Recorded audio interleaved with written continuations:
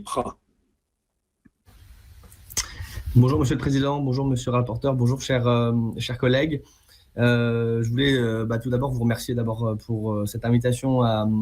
cette mission d'information. Cela fait déjà 2 ans que nous poussions avec mes collègues pour la création d'une pareille mission d'information auprès de l'Assemblée nationale. Et nous sommes ravis que le Sénat s'en saisisse,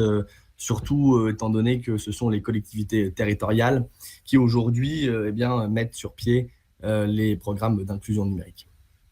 Un mot sur IPRA qui est né d'un constat de 2 étudiants lors de leurs études de sciences politiques, constat qui consistait en réalité à observer que le numérique constituait une fracture d'abord dans l'accès aux études, puis dans l'accès à l'emploi, puis finalement constat qui s'universalise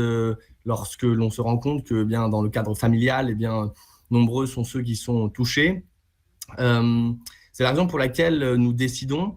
de constituer une jeune entreprise innovante et de réunir au sein d'un conseil médical et scientifique dès 2015 un certain nombre d'experts parmi les meilleurs français de l'e-inclusion, de manière à réfléchir en profondeur sur les déterminants de l'usage numérique, sur les déterminants de cette fracture secondaire. Et c'est un travail de recherche qui nous amène aujourd'hui à partager un petit peu ces résultats avec vous. Le résultat tient dans la phrase suivante. Les Français ne sont pas réfractaires au numérique, ils sont simplement incompris. Ils sont simplement incompris, d'une part, des administrations dans la manière dont la dématérialisation s'opère pour une partie des interfaces en ligne, et incompris d'autre part des accompagnants numériques, dans la mesure où la pédagogie, la patience, l'approche culturelle, l'approche d'encouragement et de motivation nécessaire à l'embarquement dans la transformation sociétale et dans cette nouvelle langue qu'est le numérique aujourd'hui continue à faire défaut. C'est fort en fait de ce constat scientifique que nous avons bâti une approche reposant non pas sur la médiation numérique, car le terme interroge, mais plutôt sur l'émancipation et sur l'acculturation numérique, au sens où en fait le numérique constitue pour nous une culture, une langue, cela a été dit, qui implique un certain nombre de pratiques, de méthodes exploratoires, de connaissances de la langue, de réflexes cognitifs qui permettent eux seuls à la personne de développer une autonomie non seulement sur une interface, mais sur l'ensemble des outils numériques. Une approche par l'émancipation également, car oui, la motivation et l'autonomisation sur l'outil numérique passent évidemment par une approche qui évalue l'autonomie de la personne et ses capacités en autonomie face aux outils numériques. C'est fort en fait de ces constats scientifiques et à partir de ceci que nous avons décidé de construire, de nous spécialiser dans l'inclusion numérique, puisque c'est la mission principale et quasi exclusive d'IPRA aujourd'hui, en construisant un certain nombre de programmes d'accompagnement variés. Ces programmes, ils sont de diverses natures. Ils partent en réalité d'avant la phase d'équipement sur le numérique, de manière à ce que les personnes puissent d'abord être comprises dans leurs réticences, dans leurs appréhensions, dans leurs angoisses, dans leurs sentiments de fatalité, de manière à ce que ce vécu puisse être partagé en amont comme une phase préalable d'amorçage nécessaire à ce que la personne puisse, in fine, s'engager dans un programme à la fois d'équipement et d'apprentissage accompagné. Cela passe par des ateliers téléphoniques qui nous permettent de couvrir notamment l'espace rural très reculé des grandes métropoles françaises, des espaces de conversation téléphonique qui accueillent jusque 10 à 12 personnes, des ateliers d'inclusion numérique, sauf qu'il est question d'échanger sur son vécu et de discuter avec un professionnel de l'inclusion numérique de manière à pouvoir effectivement se renseigner, discuter avec d'autres pairs qui, eux, ont franchi le cap de l'émancipation numérique de façon à pouvoir se rassurer et prendre confiance dans la capacité à s'engager dans cette voie. Donc des ateliers au téléphone, évidemment, pour cette phase d'amorçage, pour cette phase d'embarquement initial dans le numérique, et puis, bien sûr, des ateliers en présentiel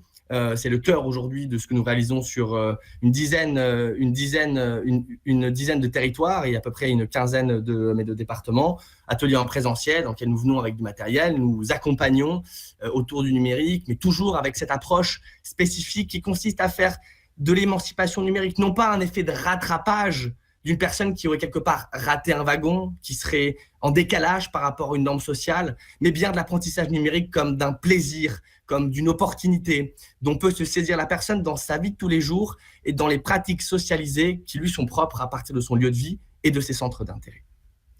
Programme d'accompagnement présentiel, doublé dès avant la crise et le confinement de programmes d'accompagnement distanciel en visioconférence et donc par téléphone, et je le mentionnais, qui permettent là aussi de couvrir un territoire plus large, de réduire la taille des groupes pour toucher évidemment plus de personnes face à la taille de l'enjeu de 13 millions de personnes. Ces ateliers ont été renforcés, déployés encore davantage pendant le confinement, de manière à répondre à la demande croissante d'un certain nombre d'établissements s'occupant de personnes âgées et de structures sociales, de façon à pouvoir assurer la continuité d'accompagnement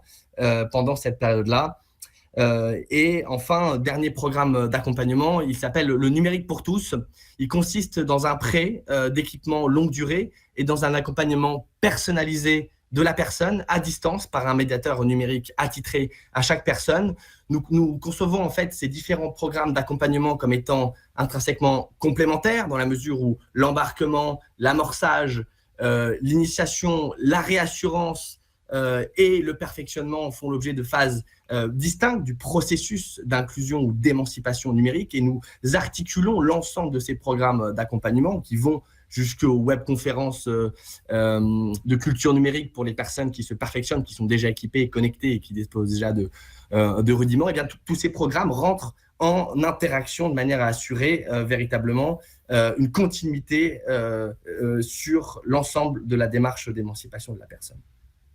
Notre spécificité par rapport à l'écosystème, on pourrait le qualifier ainsi, de l'inclusion numérique est assez simple. D'abord, nous disposons de la capacité d'équiper les primo-accédants à grande échelle avec du matériel accessible universellement, c'est-à-dire à la fois aux personnes âgées, aux personnes en situation de handicap, aux enfants avec des besoins éducatifs spécifiques, mais également l'ensemble de la population dans la mesure où ce matériel a été conçu avec le soutien de la Banque publique d'investissement pour être non stigmatisant, c'est-à-dire véritablement à accès universel, reposant sur un système d'exploitation souverain, dans la mesure où effectivement le projet national se dirige vers, semble-t-il, une indépendance heureuse. Eh bien, cette notion de souveraineté numérique autour de l'équipement qui est proposé nous est chère. Souveraineté aujourd'hui complètement acquise sur l'ensemble des composants logiciels, et il manquerait pas grand-chose pour qu'elle puisse l'être également sur la partie matérielle. Ça nous permet tout simplement de venir aussi avec le matériel, de manière à dispenser les structures,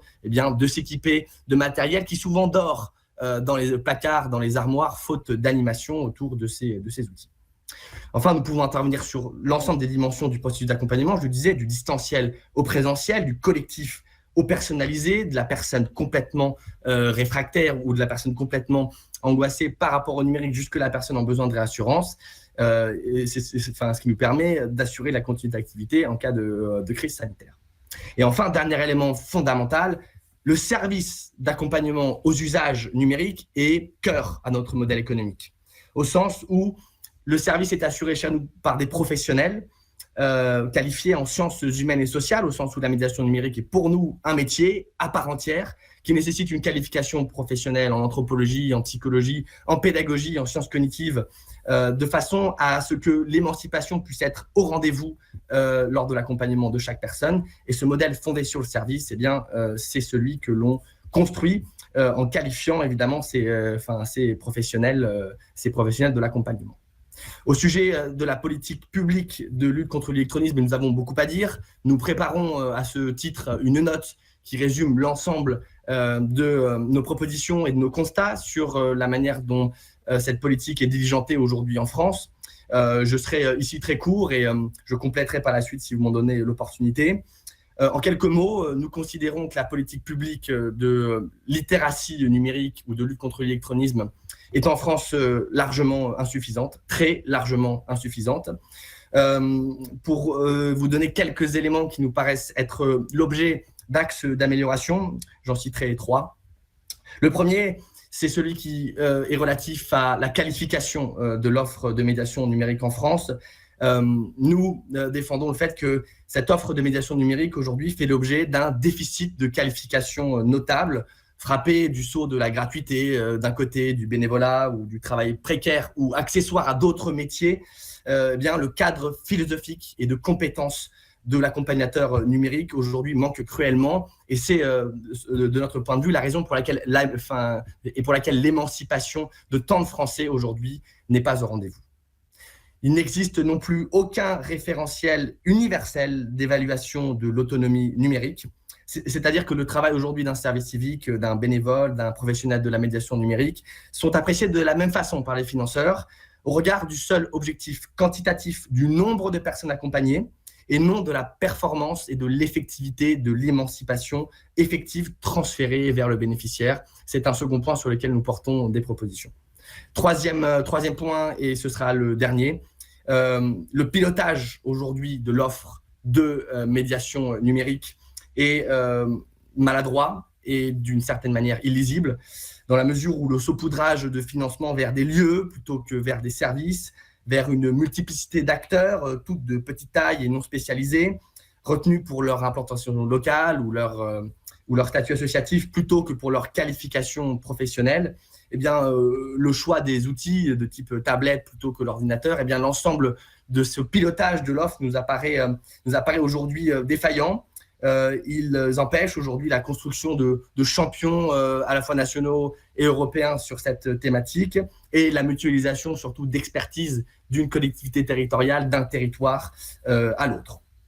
Face à ces différents constats et à celui enfin de la dématérialisation, nous portons également un service d'accompagnement design inclusif pour que les administrations puissent dématérialiser de façon effectivement inclusive de tous les publics précaires en situation de handicap. Eh bien oui, la participation et la démarche avec la DIMM est tout à fait essentielle, l'inclusion des personnes fragiles, mais il y a aussi une compétence qui s'appelle l'expérience utilisateur, dite l'UX, qui permet en fait aujourd'hui, à condition de prendre un design inclusif et de connaître ce qui relève du design inclusif, bien d'accompagner les administrations à concevoir en gardant toutes les populations à l'esprit.